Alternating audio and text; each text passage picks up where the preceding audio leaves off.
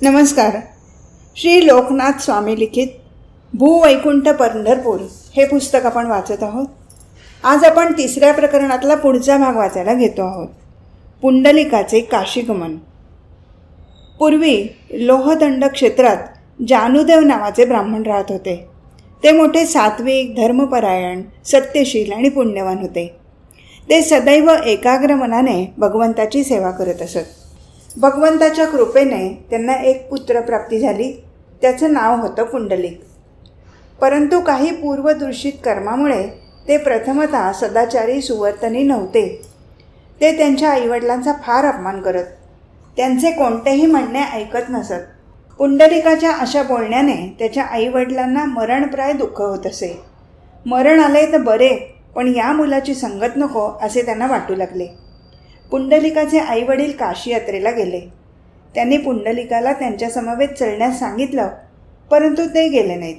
तेव्हा आईवडील एकटेच गेले.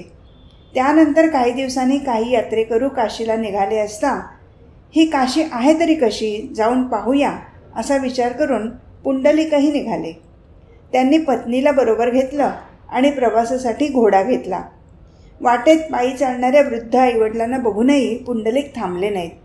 वाटेत प्रवास करता करता पुंडलिकांना कुक्कुट आश्रम दिसला. कुक्कुट आश्रमात भक्त पुंडलिक आपल्या पत्नीसह आश्रमात गेले. तिथे त्यांचे आईवडीलही आले. श्री पार्वती शंकरांना विचारते, हा कुक्कुट कोण? तेव्हा श्री शंकर सांगतात, हे कुक्कुट स्वामी महायोगी ब्राह्मण होते. त्यांचं तेज सूर्यासारखं होतं. ते परक्या स्त्रीला मातेसमान समजत असत. सर्व प्राणीमात्रांना समान समजत असत. पवित्र, सदाचारी, सद्गुणी, सद्विवेकी असं त्यांचं चरित्र होतं. गुणसंपन्न असे हे स्वामी दीनदुबळ्यांची मदत करत असत. आपल्या आईवडिलांची कर्तव्यपरायण पुत्राप्रमाणे सेवा करत असत. ब्राह्मण असल्यामुळे वेदांचे अध्ययन करत असत. ते सत्य, अहिंसा, तप, ब्रह्मचर्य, गुरुसेवा, परोपकार यांचं पालन करत असत. अशा या तेजस्वी योग्याचं स्थान असलेल्या कुक्कुट आश्रमात गंगा, सरस्वती, यमुना या तिन्ही नद्या भल्या पाटे येऊन झाडलोट आणि सडा संमार्जन करत असत. त्यांच्या जलाने स्नान करणाऱ्या सर्व पातक्यांची पापे घेऊन त्या अगदी कुरूप होत असत. परंतु कुक्कुट आश्रमात येऊन सेवा केल्यावर त्या पुन्हा दिव्य रूप धारण करत असत. असं त्या आश्रमाचं महात्म्य होतं. कुक्कुट स्वामी आश्रमाच्या बाहेर आले असता पुंडलिकाने त्यांना विचारलं, इथून काशी किती दूर आहे? पण कुक्कुट ऋषी म्हणाले, मी कधीही काशीला गेलो नाही. हे ऐकून पुंडलिकाने कुक्कुटाचा उपहास केला. परंतु काहीही न बोलता स्वामी आश्रमात गेले. पुंडलिकाला उपदेश. श्री नारदांच्या भेटीमुळे कोळी वाल्याचं रूपांतर जसं वाल्मिकी ऋषीत झालं, तसाच प्रसंग पुंडलिकाच्या जीवनात घडून आला. 2 प्रहर रात्र झाली असताना गंगा, यमुना आणि सरस्वती या नद्या डोक्यावर पाण्याच्या घागरी घेऊन आश्रमात आल्या. त्या तिघी अत्यंत कुरूप दिसत होत्या. प्रथमतः पुंडलिकाला भीती वाटली. परंतु पुंडलिकाने त्यांना पाहिले असता असं लक्षात आलं की त्या तिघींनी जशी आश्रमाची झाडलोट केली आणि सगळीकडे सडा संमार्जन केलं, त्याच क्षणी त्या तिघी सतेज आणि दिव्य रूप झाल्या. तेव्हा पुंडलिक त्यांच्याकडे जाऊन म्हणाले, तुम्ही कोण आहात? परंतु त्या तिघींनी त्याची दुष्ट, साधुनिंदक आणि पातकी म्हणून अवहेलना केली. तेव्हा पुंडलिकाचा कंठ दाटून आला. त्याच्या डोळ्यातून अश्रू वाहू लागले आणि मी पापी आहे, पातकी आहे, माझा उद्धार करा असं म्हणून ते त्यांना शरण गेले. त्या नद्या म्हणाल्या, अरे पुंडलिका, उठ. तुझा जन्म आज सार्थकी लागला आहे.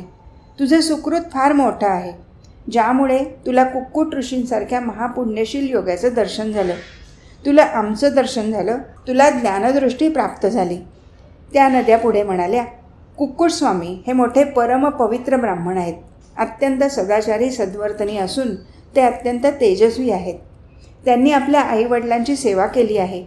त्यांनी सर्व चांगली पुण्य केली. तुझ्यासारखे दुराचाराने, असभ्यपणे, असद्विवेकाने वागले नाहीत. म्हणून तू सदाचाराने पालन कर, सद्वर्तनी हो. ज्या आईवडिलांचा तू अपमान केलास त्यांची सेवा कर. तुझं भाग्य खूप मोठं आहे. भगवंताची तुझ्यावर कृपा आहे. ते स्वतः तुला भेटायला येतील. पुंडलिकांना आपली चूक समजली. त्यांना ज्ञानदृष्टी प्राप्त झाली. आता शांत बनून पवित्र असं जीवन ते जगू लागले. ते आपले जीवन तपस्या, स्वाध्याय, भगवंताची सेवा, आईवडिलांची सेवा करण्यात घालवू लागले आणि सत्यसंध शुचिर दांतो मृदू सर्वोपकारकः पितृशुश्रूषोशक्त क्रोध लोभ विवर्जित. स्कंदपुराण. त्यांनी शुची, पवित्र, औदार्य, मृदुता, परोपकार, बुद्धी, सत्यता, क्रोध आणि लोभाचा त्याग अशा सगळ्या गुणांचा अंगीकार केला. पुंडलिकाचे आईवडील पवित्र ब्राह्मण होते, भक्त होते. ते निष्पाप, विद्वान, सुशील, सात्विक, जितेंद्रिय आणि सत्यवादी होते. त्यांची आई ही पतिव्रता होती.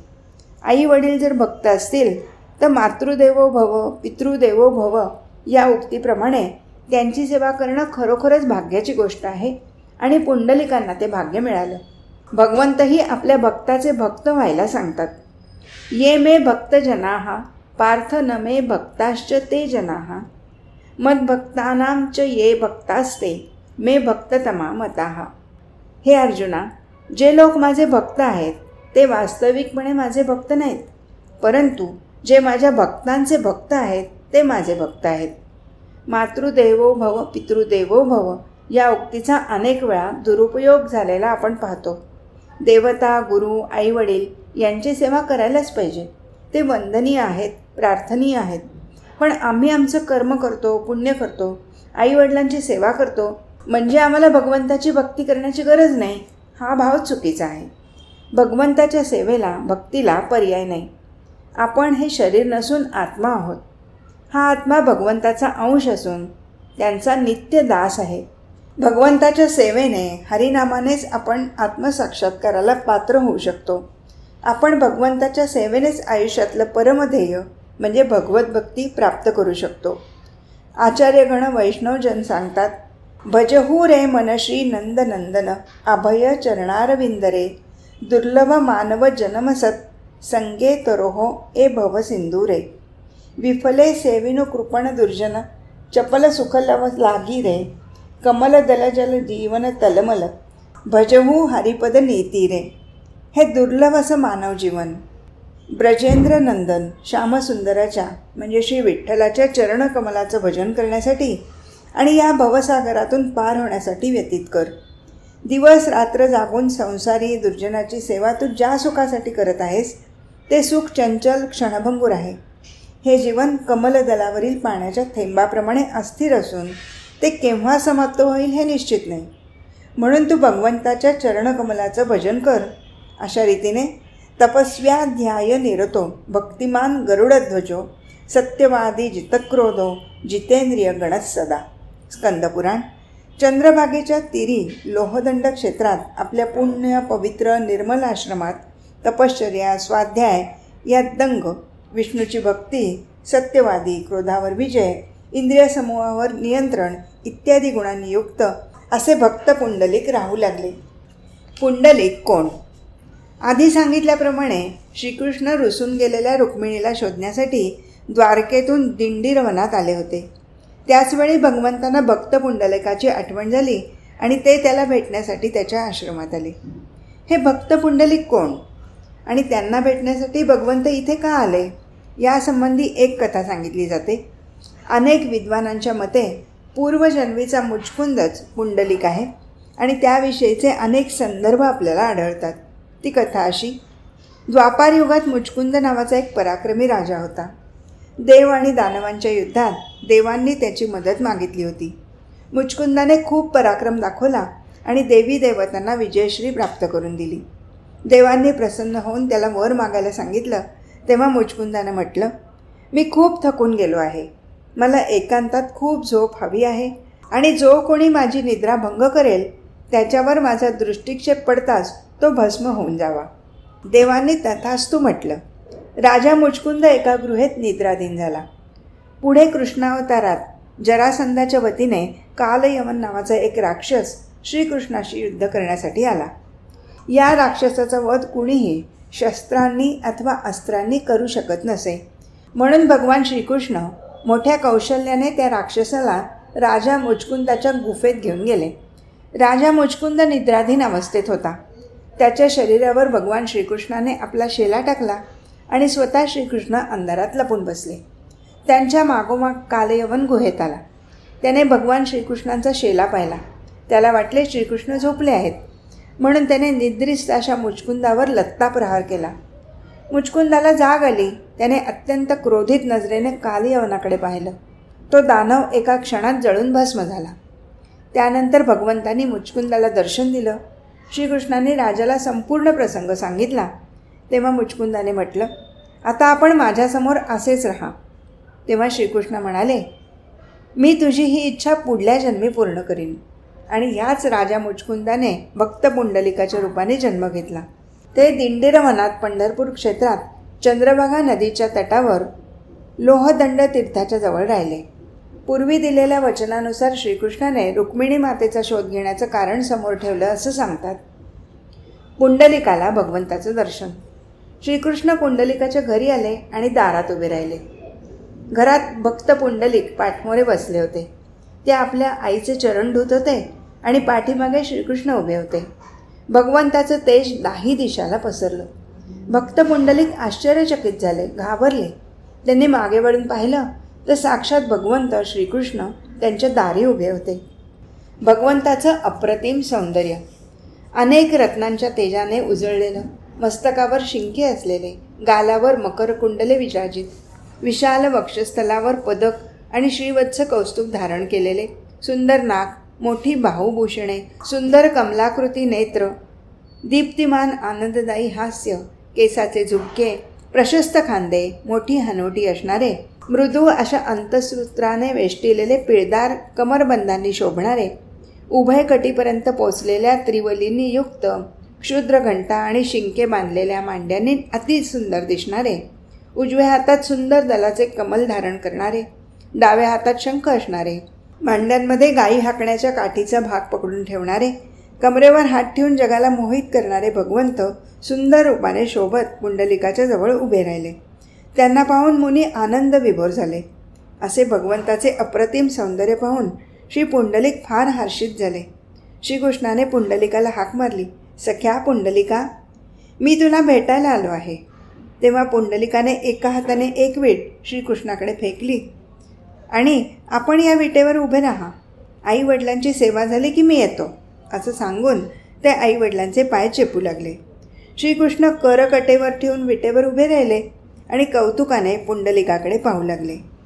पुंडलिक पाठमोरा बैसला, चरणधूत मातेचे, कोटी सूर्याची प्रभा, तैसा लक्ष्मी नायक उभा, ती वर्णिता शोभा, वेदशास्त्र अतर्कता, तो पुंडलिक घाबरला, म्हणे एवढा प्रकाश कैसा पडला, म्हणून अवलोकू लागला तो देखिला भगवंत, तव हाती पित्याचे चरण, तेथून केले हरिसी नमन, मग वामहस्ते करून वीट नीट टाकली बसावया. विटेची कथा. शंकर पार्वतीला सांगतात, पुंडलिकाने पांडुरंगाला जी वीट बसायला टाकली ती वीट म्हणजे साक्षात इंद्रच होय. पूर्वी वृत्रासूर नावाचा एक दैत्य होता. त्याला 3 मस्तके होती. इंद्राचं पद आपल्याला मिळावं म्हणून तो मोठी तपश्चर्या करू लागला. तेव्हा इंद्राला असं वाटलं की हा अशा तपाच्या योगानं माझं पद घेईल. तेव्हा इंद्राने आपल्या एका सेवकाला सांगितलं की तू या वृत्रासुराचा वध कर. नंतर त्या सेवकाने एके दिवशी तो दैत्य ध्यानस्थ बसलेला बघून त्याची 3ही शरीरे तोडली. त्यावेळी ती शिरे गदागदा हसत खाली पडली. त्या समयी दैत्याने इंद्राला शाप दिला, लोहदंडे सूर्यतीर्थे हरे लोष्टत्व मापनुही. पद्मपुराण. लोहदंड क्षेत्री तू विष्णूची वीट होशील. हे दुष्टा, तू महाविश्वासघाती आहेस. मी अनुष्ठान करीत बसलो असता तू माझा वध केलास, त्यामुळे तुला ब्रह्महत्या घडली. त्याबद्दल मूर्खा, दिंडीरवनाची ठाई वीट होऊन अचेतन पडशील असं बोलून त्या दैत्याने प्राण सोडला. मग इंद्र मोठ्याने शोक करू लागला. तेव्हा विष्णूने त्याला वर दिला की हे इंद्रा, मी तुझा उद्धार करीन. नंतर इंद्र पुंडलिकाच्या आश्रमात शापामुळे वीट होऊन दिंडीरवनाच्या ठाई पडला. प्रदीर्घ काळ लोटल्यावर पुंडलिकाला वर देण्याकरता श्री विष्णू तिथे आले. त्या समयी पुंडलिकाने तिथे पडलेली वीट देवाला बसण्याकरता दिली. नंतर महाविष्णूने पदस्पर्श करून इंद्राचा उद्धार केला. पुंडलिकाने वर मागितला. थोड्या वेळाने भक्त पुंडलिक बाहेर आले आणि त्यांनी श्रीकृष्णांना दंडवत प्रणाम केला. तेव्हा भगवंत म्हणाले, आगतोऽहं वरान् दातुं प्रीत्या ते मुनिसत्तम पितरोराधनात् तस्मात् प्रसन्नोऽस्मि न संशयः इत्युक्ते देवदेवेन ततो नत्वा सुरेश्वरम् अर्चित्वा विष्णुमीशानं तुष्टाव गरुडध्वजं. स्कंदपुराण. मी तुझ्या मात्यापित्यांची सेवा करण्याने प्रसन्न आहे. मी तुला इथे वर देण्यासाठी आलो आहे, तेव्हा तू इच्छित वर माग. पुंडलिकाने भगवंताला मागितलेला वर परत एकदा 8व्या अध्यायातही आलेला आहे. या दोन्ही अध्यायातील श्लोकांचा भावार्थ समानार्थी आहे. त्याचं भाषांतर खालीलप्रमाणे. पुंडलिक म्हणाले, हे भगवंता, मी वर मागत नाही. विषय क्षणभंगूर आहेत. कल्पवृक्ष प्रसन्न असताना कुष्मांडादीचा काय उपयोग? आपण स्वयं इथे असताना मी दुसरे काय मागणार? दुर्लभ असे आपण प्रसन्न झाले आहात. दुर्लभ अशा तुम्हालाच मी वर म्हणून मागतो. आपण सुंदर हास्य असलेले, सुंदर दृष्टी असलेले, सर्वांना इच्छित वर देणारे आहात. आपण इथे वास करावा. सर्व प्राणी मात्र आपल्यातील भक्ताविषयींचा प्रेमळपणा पाहोत.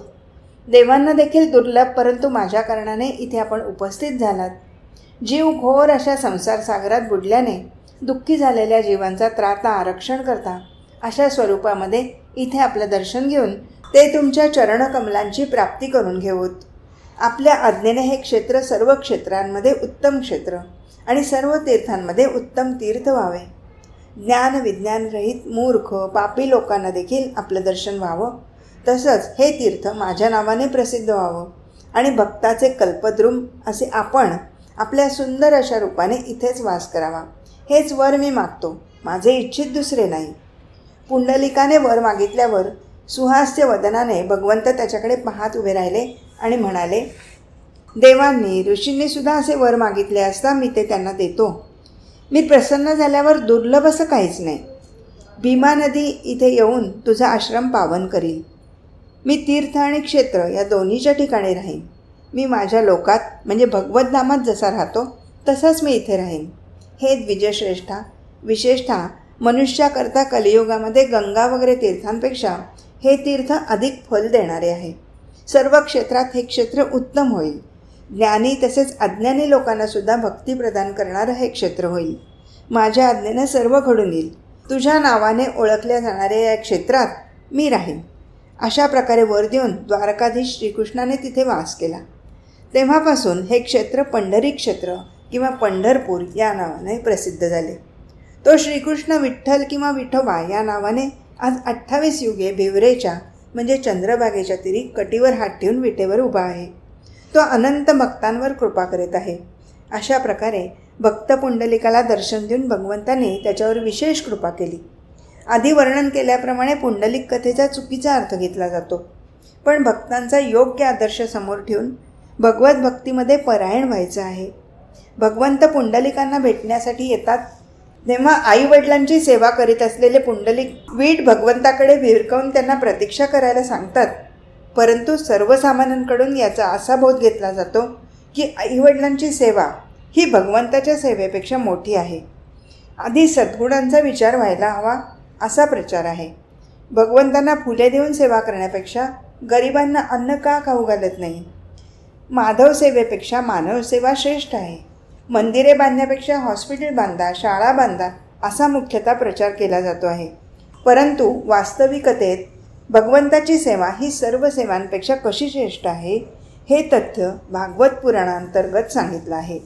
यस्तास्ति भक्तिर्भगवत्य किंचना सर्व गुणैस्तत्र समासते सुराः हराव भक्तस्य कुतो महद्गुणा मनोरथेना सती धावतो बहिः. श्रीमद्भागवत. जी व्यक्ती श्री भगवान वासुदेवाची शुद्ध भक्ती करते तिच्या ठाई सर्व देवी देवतांचे महान गुण, धर्म, ज्ञान तथा वैराग्य प्रकट होते. याच्या विपरीत जी व्यक्ती भक्ती करत नाही आणि भौतिक कार्यकलापामध्ये व्यस्त असते तिच्या ठाई सद्गुण विकसित होत नाहीत. भलेही ती योगाभ्यासात अथवा आपल्या परिवार आणि कुटुंबियाचं यथायोग्य पालनपोषण करण्यास संपूर्णपणे दक्ष असेल. अशी व्यक्ती आपल्या मनोधर्मामुळे भगवंताच्या बहिरंग शक्तीची म्हणजे मायेची सेवा करते. अशा व्यक्तीमध्ये सद्गुण कसे येऊ शकतात? भक्त पुंडलिक हे भगवंताचे अनन्यसाधारण भक्त होते. सर्व सद्गुणांनी संपन्न होते आणि त्याचा प्रत्यय म्हणजे भगवंत स्वतः त्यांना भेटायला आले. स्कंद पुराणातील पुंडलिक. पूर्वी द्वापार युगाच्या शेवटी पुंडलिक नावाचे ऋषी होते. ते सदैव तपस्या, स्वाध्याय, श्री विष्णू भक्तीत रत असायचे. त्यांच्या अंगी अनेक उत्तम गुण होते. सत्यता, अक्रोधता, इंद्रिय निग्रह अशा वैष्णवांच्या गुणांनी ते परिपूर्ण होते. त्यांचा आश्रम पवित्र आणि सर्व पापांचा नाश करणाऱ्या चंद्रभागेच्या तीरी होता. स्वच्छ आणि पवित्र पाणी असलेली चंद्रभागा, तिच्या काठी आंब्याचे, नारळाचे, खजुराचे अशा अनेक वृक्षांची दाटी होती. तिथे मोर नाचत असत, कोकिळा गान करत असत. अशा रम्य स्थानी तो आश्रम होता. त्या आश्रमात श्री पुंडलिक सतत भगवंताची आणि आपल्या आईवडिलांची सेवा करत असे. बुद्धिमान पुंडलिकाने मात्यापित्यांच्या सेवेत कधी आळस केला नाही.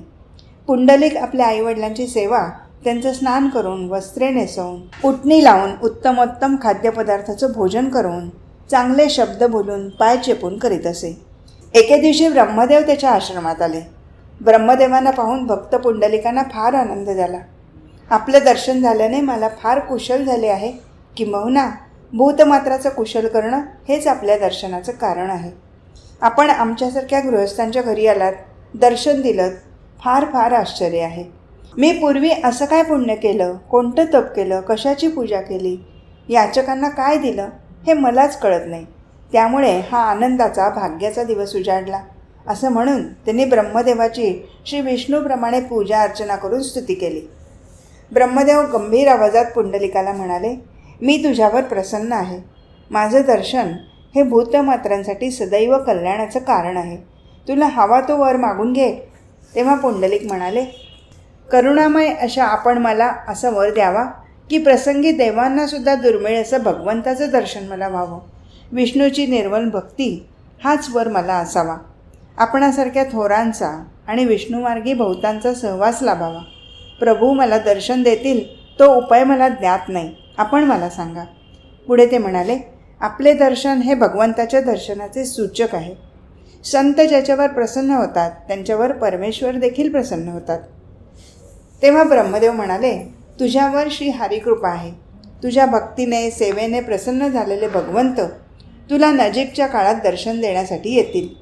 बुद्धिमान पिता वसुदेवांनी ज्यांना नंदगृहाला नेले, नंदाच्या घरी ज्यांनी पूतनेला मारले, शकटासुराला मारले, वैवस्वत तृणावत नावाच्या महादैत्याला यमसदनाला पाठवलं, अर्जुन वृक्ष उपटले, बकासूर, धेनुकासुरासारख्या दैत्यांना मारलं, जे रम्य गोवर्धनावर बलरामासह गायी चरायला घेऊन जात, असे भगवंत तुझ्यावर कृपा करून निश्चित तुझ्या घरी येऊन तुला इच्छित वर देतील.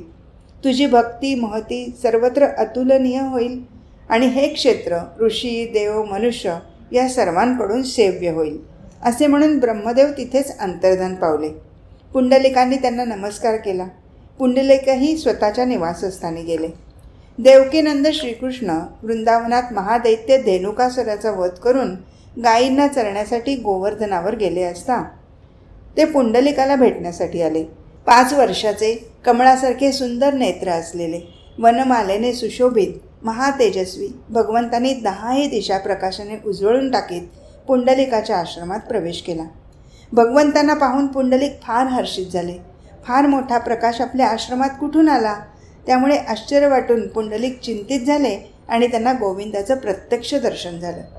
भगवंताचं वर्णन. भगवंत बहुभूषण चमकत असलेले, तेजाने युक्त, प्रसन्न वदन असलेले, कुंदकळ्याप्रमाणे हास्य असलेले, मंदारमाला धारण केलेले, कमलासारखे नेत्र असलेले, डोक्यावर शिंके शोभत असलेले, कानात सुंदर रत्नजडित मकरकुंडलांनी अलंकृत असलेले, तेजस्वी गाल, सुंदर नासिका, सुंदर मुख, दीर्घ बाहू, प्रशस्त खांदे आणि मोठी हनवटी असणारे, गोलाकार मान असलेले तर कौस्तुभमण्याने शोभून दिसणारे असे आहेत. त्यांच्या छातीवर श्रीवत्स कौस्तुभमणी शोभत आहे. विस्तृत अशी छाती असलेले भगवान शोभून दिसत होते. उदरावर 3 वळे आहेत. त्यांची नाभी पाण्याच्या डोहाप्रमाणे खोल होती. कंबर सिंहकटीप्रमाणे बारीक होती. डाव्या हातात शंख असलेले, उजव्या हातात कमळ धारण करणारे, केळाच्या स्तंभाप्रमाणे त्यांच्या मांड्या होत्या. पायात मंजूळ ध्वनी करणारे पैंजण होते. चरणावर ध्वज, वज्र इत्यादी चिन्हे होती. ते चरण लक्ष्मी, ब्रह्मदेव, ऋषीसमूह, सिद्धयोगी, सनकादी ऋषी तसेच भक्त, लोकपाल यांचे आश्रयस्थान होते. भगवंताच्या दर्शनाने पुंडलिक भावविव्हल झाले. ते आश्रमात सैरा वैरा असे पळू लागले आणि भावविभोर होऊन आक्रोश करू लागले. पुंडलिकाचा तो भाव पाहून भगवंतांना परमसंतोष झाला आणि आनंद झाला. पुंडलिक भावविभोर होऊन भगवंताची स्तुती करू लागले.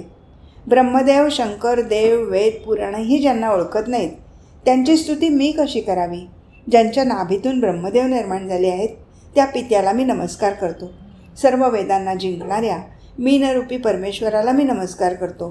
सूर आणि दानव यांच्या समुद्रमंथनाच्या वेळी कूर्म रूपाने ज्यांनी मंदार पर्वताला पाठीवर घेतलं त्या कूर्म रूपाला मी नमस्कार करतो. भक्त प्रल्हादासाठी हिरण्यकश्यपूला मांडीवर घेऊन मारलं त्या आपल्या नरसिंह रूपाला मी नमस्कार करतो. 3 पदांनी पृथ्वी, आकाश आणि पाताळ यांना पादाक्रांत करून बलिदैत्याची पृथ्वी हरण करणाऱ्या त्रिविक्रमाला मी प्रणाम करतो. 21 वेळा पृथ्वी क्षत्रिय रहित करणाऱ्या आपल्या परशुरामाच्या अवताराला प्रणाम करतो. अशा अनेकविध स्तुतीने पुंडलिकाने भगवंताचं गुणगान केलं आणि म्हणाले, मी काय चांगलं काम केलं की देवांनासुद्धा दुर्लभ असं दर्शन मला झालं आणि आनंदाच्या भावनेने ते व्याकुळ झाले. हे प्रभू, मी आपल्याला पाहिले त्यामुळे मी सनात झालो आहे. आपण मला संसार सागरातून मुक्त केलं. एवढ्यात तिथे प्रजापती ब्रह्मदेव आले. तसेच दक्षादी प्रजापती मुनींसह ऋषी, मुनी, गंधर्व, अप्सरा, देवी देवता भगवंताच्या दर्शनासाठी तिथे आले. ब्रह्मदेवाने श्रीकृष्णाची म्हणजे श्री विष्णूची स्तुती केली. हे देवांच्या देवा, हे महापुरुषा, आपण अनाथांचे नाथ आहात. हे प्रभो, आसुरांचा नाश करणाऱ्या आपण पुष्कळ रूपे निर्माण केलीत, पण आपलं हे आश्चर्यकारक रूप पाहिलेले नाही, ऐकलेलेही नाही. आपल्या आगमनाविषयी पूर्वी बोललं गेलं होतं. माझं वचन खरं करण्यासाठी आपण आलात. मी आपल्या चरणी शरण आहे असं म्हणून ब्रह्मा म्हणाले, हे पुंडलिक ऋषी मोठे बुद्धिमान आहेत, तुमचे भक्त आहेत, भक्तांविषयी अतिशय प्रेमळ आहेत, सत्यसंग आहेत, शुद्ध आहेत, पवित्र, उदार, मृदू असून सर्वांवर उपकार करणारे आहेत. आपल्या आगमनाची इच्छा करीत पुष्करणीच्या तटावर आहेत. आपण मनुष्यांची इच्छा पूर्ण करणारे आहात. आपण याला इच्छित वर द्यावा. देवतांनीही पुंडलिकाची स्तुती केली आणि देव म्हणाले, हे देवश्रेष्ठा, जर आमची आपल्या पदकमलाच्या ठिकाणी भक्ती असेल आणि आमच्यावर आपली कृपा असेल, आम्ही तर आपले दास आहोत, आम्हाला दुसरा कोणता उपाय नाही, तेव्हा आपल्या चरणकमलांचा भक्त असलेल्या याला म्हणजे पुंडलिकाला आपण इच्छित वर द्यावा. त्यानंतर देवादिदेव सुंदर हास्य करीत ब्रह्मदेवाकडे पाहून म्हणाले, हे ब्रह्मा, मी या भक्ताला वर देण्यासाठीच इथे आलो आहे. याच्या भक्ती, सेवा, शुद्ध आचरण, माता पित्यांच्या सेवेने मी प्रसन्न आहे. याला मदत करण्यासाठी आपणही इथे आलात. दुसऱ्याच्या दुःखाने जे दुःखी होतात, दुसऱ्याच्या सुखाने जे सुखी होतात आणि माझ्या संबंधीची गोष्ट ज्यांना नेहमी आवडते असे जे माझे भक्त असतात ते मला प्रिय असतात. माझ्या भक्ताविषयी ज्यांना प्रेम आहे ते मला अतिशय प्रिय आहेत. जेथे माझे भक्त आहेत तेथे मी राहतो. भगवंत पुंडलिकाला म्हणतात, माझ्याविषयीच्या भक्तीमुळे आणि माता पितरांच्या पूजनामुळे मी तुझ्यावर संतुष्ट आहे. तू इच्छित असा वर मागून घे. तेव्हा पुंडलिक म्हणाले, हे भगवंता, मी वर मागत नाही. विषय क्षणभंगूर आहेत. कल्पवृक्ष प्रसन्न असताना कुष्मांडाचा काय उपयोग? आपण स्वयं इथे असताना मी दुसरे काय मागणार? दुर्लभ असे आपण प्रसन्न झाले आहात. दुर्लभ अशा तुम्हालाच मी वर म्हणून मागतो. सुंदर हास्य असलेले, सुंदर दृष्टी असलेले, सर्वांना इच्छित वर देणारे आपण इथे वास करावा. सर्व प्राणी मात्र आपल्यातील भक्ताविषयीचा प्रेमळपणा पाहतात. देवांना देखील दुर्लभ, परंतु माझ्या कारणाने इथे आपण उपस्थित झालात. जीव घोर अशा संसार सागरात बुडल्यामुळे दुःखी झालेल्या जीवांचा त्राता, रक्षण करता अशा स्वरूपामध्ये इथे आपलं दर्शन घेऊन ते तुमच्या पदाला प्राप्त करून घेऊत. आपल्या आज्ञेने हे क्षेत्र सर्व क्षेत्रांमध्ये उत्तम क्षेत्र आणि सर्व तीर्थांमध्ये उत्तम तीर्थ व्हावं. ज्ञान विज्ञानरहित मूर्ख पापी लोकांना देखील आपल्या दर्शनाने मोक्ष प्राप्त व्हावा. तसेच हे तीर्थ माझ्या नावाने प्रसिद्ध व्हावं आणि भक्तांचे कल्पद्रुम असे आपण आपल्या सुंदर अशा रूपाने इथे वास करावा. हाच वर हे विष्णू मी मागतो. पुंडलिकाने वर मागितल्यावर सुहास्य वदनाने भगवंत त्याच्याकडे पाहत उभे राहिले आणि म्हणाले, देव ऋषींनी सुद्धा असा वर मागितला असता मी त्यांना देतो. मी प्रसन्न झाल्यावर दुर्लभ असं काहीच नाही. भीमा नदी इथे येऊन तुझा आश्रम पावन करील. मी तीर्थ आणि क्षेत्र या दोन्ही ठिकाणी राहीन. मी माझ्या लोकात म्हणजे भगवतधामात जसा राहतो तसाच इथे राहीन. हे द्विजश्रेष्ठा, विशेषतः मनुष्याकरता कलियुगामध्ये गंगा वगैरे तीर्थांपेक्षा हे तीर्थ अधिक फल देणार आहे. सर्व क्षेत्रात हे क्षेत्र उत्तम होईल. ज्ञानी तसेच अज्ञानी लोकांनासुद्धा भक्ती मुक्ती प्रदान करणारं हे क्षेत्र होईल. माझ्या आज्ञेने सर्व घडून येईल. तुझ्या नावाने ओळखल्या जाणारे या क्षेत्रात मी राहीन. तेव्हा भगवंतांनी पुंडलिकाला वर प्रदान केला आणि ते पंढरपूर इथे तीर्थ आणि क्षेत्राच्या रूपाने राहिले. आणि पंढरपूर हे क्षेत्र भक्त पुंडलिकाच्या नावाने प्रसिद्ध झालं. हरी येथे 2 रूपाने राहतो. त्याच्या खालच्या बाजूला मयूर असून दोन्ही बाजूला सुकर आहेत. श्री शेष पाठी रूपाने त्यांच्या पायाखाली आहे. महालक्ष्मी एक श्री आणि एक रीच्या रूपाने परमेश्वराच्या दोन्ही बाजूला आहे. दिव्य अशा चामरांसह उभे राहून त्या श्रीहरीची सेवा करत आहेत. पक्षीराज महावीर खगेश्वर गरुडाने हात जोडून कमलनेत्राकडे दृष्टी लावली आहे आणि तो सुंदर सुंदर स्तोत्रांनी विष्णूची स्तुती करत आहे.